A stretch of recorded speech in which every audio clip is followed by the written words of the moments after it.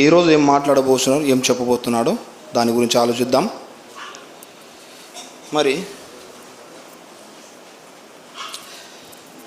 ద్వితీయోపదేశ కాండం 1:33 ద్వితీయోపదేశ కాండం 1వ అధ్యాయం 33వ వచనం. దేవుడు చదవకండి ఇప్పుడే. దేవుడు ఏం చేస్తాడంటే ఇశ్రాయేలు ప్రజల్ని ప్రారంభం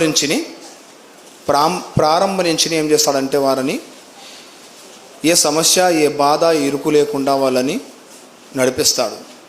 వాళ్ళకి ఏం కావాలో, వారికి ఏం అవసరం ఉందో, వారికి అసలు ఎలాంటి సమస్య ఎదురైనా కూడా దేవుడు ఎదుర్కొని వాళ్ళను ఖచ్చితంగా కాపాడేవాడు దేవుడు. ఎందుకంటే దేవుని మీద ఆధారపడిన వారికి ఎల్లప్పుడూ ఆయన కాపుదల ఉంటుంది.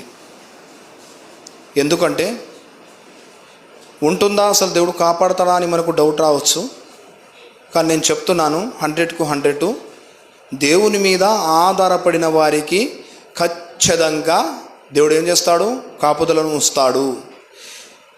నీ ఎదురుగా ఎలాంటి ప్రమాదాలు వచ్చినా నేను అందులోంచి దగ్గరికి ఒక హాఫ్ ఇంచు నుంచినే తప్పిస్తాడు. నీకు ప్రమాదం,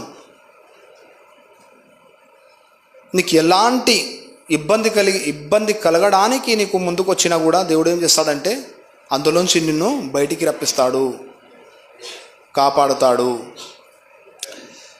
మనం ఏం చేయాలంటే మొట్టమొదటిగా ఆయన మీద ఏం చేయాలి, ఆధారపడాలి.